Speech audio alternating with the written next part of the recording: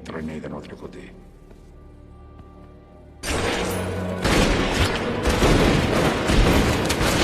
On fait ça, je te promets.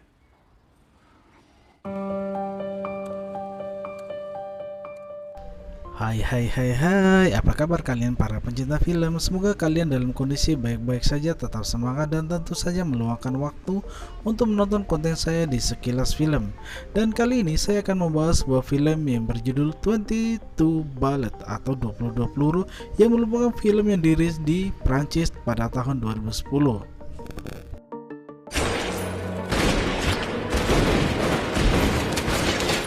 Film ini langsung dimulai dengan aksi dar dan dor yang dilakukan oleh sekelompok orang yang berbaju hitam yang menembaki seseorang yang ada di dalam mobil. Tembakan yang dilakukan mereka berhasil menyerangkan 22 peluru di dalam tubuh lelaki tersebut. Singkat cerita, lelaki tersebut pun langsung tersungkur karena tidak kuat menghadapi serangan yang dilakukan secara bertubi-tubi oleh manusia-manusia misterius tersebut. Singkat cerita, pria itu pun berhasil dibawa ke rumah sakit dan diketahui identitasnya, yakni bernama Charlie Matteo yang merupakan mantan mafia dari kota Marseille, Prancis. Peristiwa penembakan yang terjadi secara brutal di kota Marseille membuat Marie Goldman kini harus berusaha keras mencari siapa dalang di balik peristiwa penembakan yang terjadi di basement parkir kota Marseille tersebut. Di sisi lain, Charlie Matteo yang mendapat 22 peluru dari tembakan tersebut berhasil selamat dari komanya dan dia selamat dari peristiwa penyerbuan di basement parkir tersebut.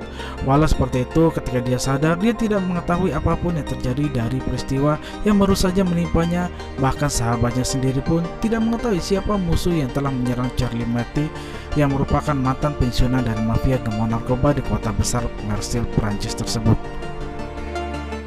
Sebagai pensiunan dari mafia gemo narkoba, Charlie tetap diawasi oleh kepolisian setempat.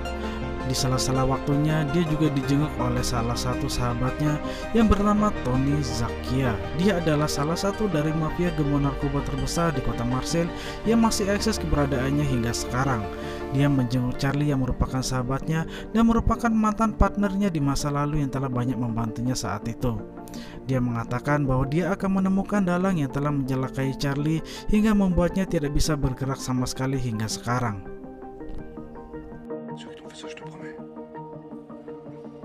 Adegan berganti di rumah Charlie di mana istrinya yang tengah meratapi nasibnya tidak percaya bahwa suaminya menjadi korban dari mafia narkoba yang ada di kota tersebut. Dia tidak menyangka bahwa suaminya yang telah pensiun tetap menjadi bahan ancaman bagi mafia-mafia lainnya. Bahkan anaknya yang paling besar pun yang bernama Eva pun masih merasa trauma karena tidak percaya bahwa ayahnya pun ditembak oleh orang-orang yang tidak dikenal yang memburu nyawanya.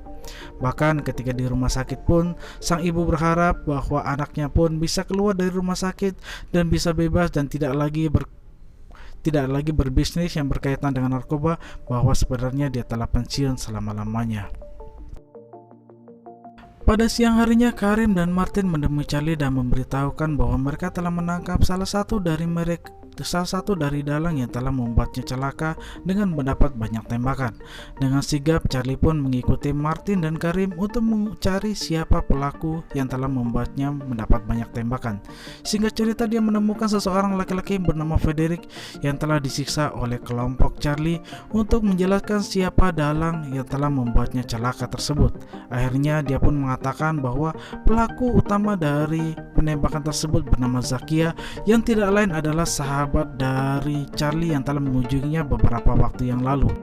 Walau Charlie telah pensiun dari dunia narkoba, Zacchia menganggap bahwa Charlie adalah orang yang masih berbahaya di kota Marseille yang harus dia segera lenyapkan karena akan mengganggu bisnis narkoba milik Zacchia. Setelah itu, Charlie kembali menuju ke rumahnya, berkumpul dengan keluarga, menemui anak, istri, bahkan ibunya yang telah lama menantikan dia untuk kembali setelah pulang dari rumah sakit. Bahkan Karim, sahabatnya pun juga kembali ke rumah dan bersendaguro dengan keluarganya yang memang merupakan keluarga yang bahagia karena mereka tidak lagi berada di bisnis mafia narkoba.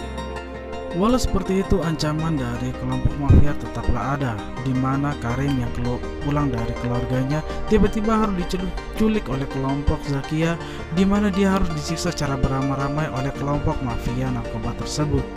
Kini Karim yang tidak berdaya hanya bisa mendapat siksaan-siksaan dari kelompok-kelompok Zacchia, di mana dia pun harus meninggal pada saat itu juga.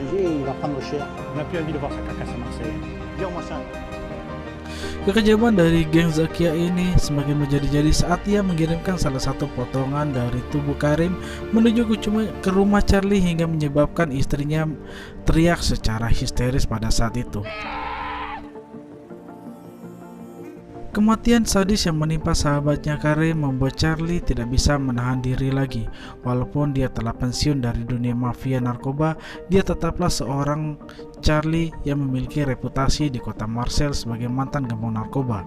Lantas, ia pun menemui kelompok geng Zakia dan mengancam bahwa mereka akan dibunuh satu persatu karena telah membunuh Karim sahabatnya secara brutal dan sadis pada waktu itu. Un visage découvert, c'est une question de respect.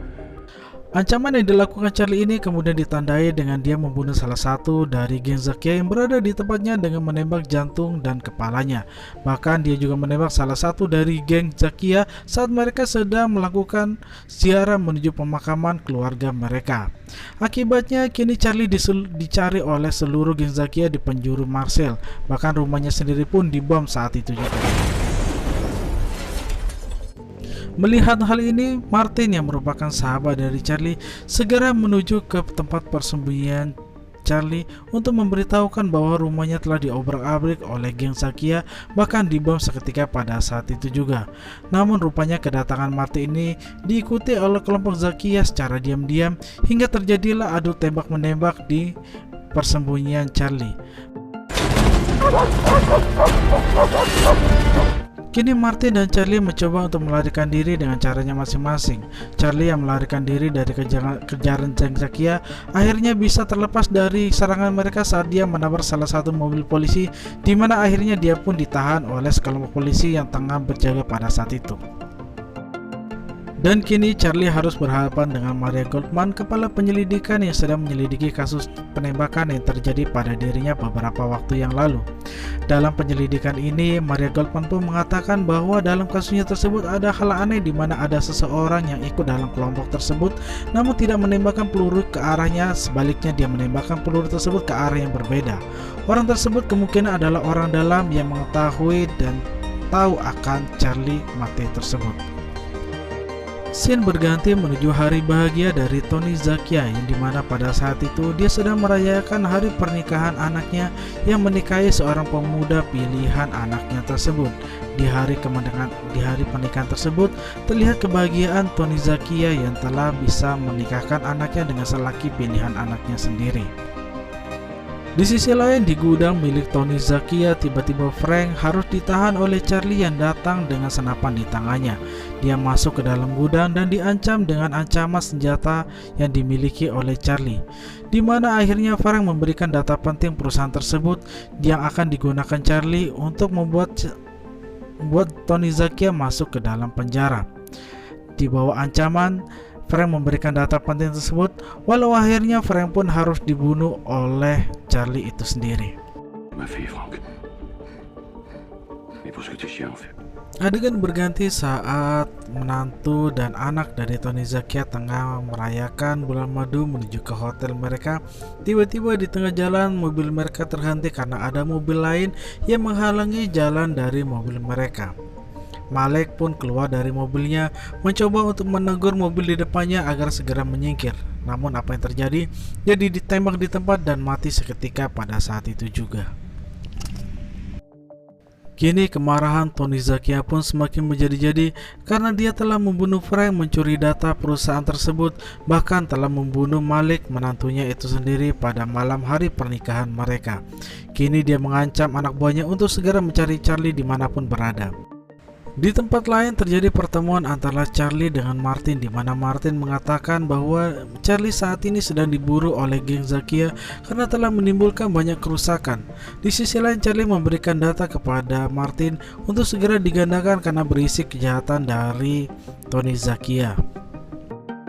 Adegan selanjutnya berpindah di sebuah sekolah di mana Anatole dan Eva sedang dijemput oleh Pat. Pat sendiri merupakan tangan kanan kepercayaan dari Charlie yang selama ini menjaga keluarganya. Di tengah perjalanan mereka diserbu oleh geng Zakia, di mana mereka berhasil menculik Anatole dan Eva secara bersamaan. Namun setelahnya ternyata Eva berhasil dilepaskan oleh geng penculik, sedangkan Anatole ditahan oleh geng Zakia, di mana dia meminta sesuatu dari ayahnya, yaitu Charlie. Situasi seperti ini memaksa Charlie harus bekerja sama dengan pihak kepolisian, yakni Mary Goldman.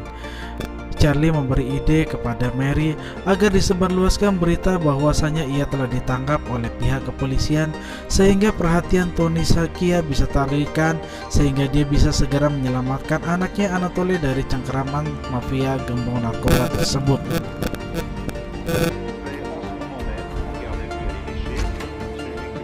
Rupanya berita tertangkapnya Charlie oleh pihak kepolisian tidak membuat senang hati Tony Zakia. Ia bahkan memerintahkan anak buahnya untuk segera membunuh Anatoly yang merupakan anak dari Charlie. Ia merasa bahwa terbunuhnya Malik harus dibayar dengan sepadan dengan terbunuhnya anak Charlie di tangan dirinya sendiri. Sekarang Charlie harus berburu dengan waktu di mana dia tidak memiliki banyak kesempatan karena anak buah Zakia telah berada di tempat untuk melakukan eksekusi terhadap Anatoly menjalankan perintah dari Tony Zakia tersebut.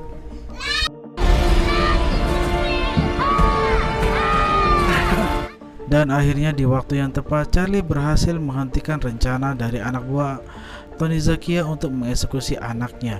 Perkelahian antar keduanya pun dimenangkan oleh Charlie, di mana anak buah Tony Zakia tewas seketika. Kini Anatoly berhasil diselamatkan dan kembali ke pelukan sang ayah. Sekarang lawan yang harus dihadapi tinggal menyisakan satu orang saja, yakni Tony Zakia, di mana keduanya merupakan partner di masa lalu dan sahabat, harus saling berhadapan karena terjadi perubahan prinsip di antara keduanya. Bisnis narkoba yang membutakan Tony Zakia mengharuskan dia harus menghabisi Charlie Matty walaupun dia bukanlah menjadi bagian dari mafia gembong narkoba saat ini. Perkelahian antar keduanya pun tidak terelakkan. Keduanya saling terdesak dan akhirnya Charlie bisa memenangkan pertarungan tersebut, namun dia lebih memilih menyerahkan Tony Zakia ke polisi. Dengan tertangkapnya Tony Zakia mengakhiri kejayaan gembong narkoba di kota Marseille, Perancis tersebut. Kepolisian mendapat pujian karena dianggap telah berhasil memenangkan pertarungan melawan gembong narkoba. Sedangkan Charlie sendiri, dia tidak bisa ditangkap karena tidak memiliki bukti yang cukup untuk memenjarakannya. Sebaliknya, dia memiliki alibi yang kuat bahwa dia adalah orang yang tidak bersalah dalam peristiwa ini. Walau Tony Zakia telah ditangkap polisi, namun film ini tetap menyajikan satu lagi momen di mana Martin dibawa oleh Charlie ke suatu tempat, yaitu tempat di mana dia pernah tertembak. Di tempat tersebut itulah Martin akhirnya mengakui dosanya bahwa dia adalah salah satu dari orang yang telah menembakkan peluru ke arahnya. Namun pada saat itu dia tidak menembakkan sama sekali ke arahnya, sebaliknya dia menembakkan ke arah yang lain. Dan akhirnya Charlie pun memaafkan Martin yang merupakan sahabatnya yang telah mengurus dirinya dan keluarganya.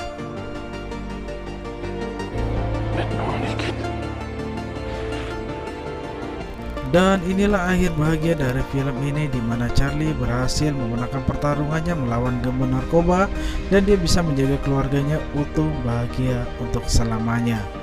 Dan terima kasih kalian sudah menonton konten saya kali ini. Sampai jumpa di konten saya selanjutnya. Jangan lupa like, komen, dan subscribe.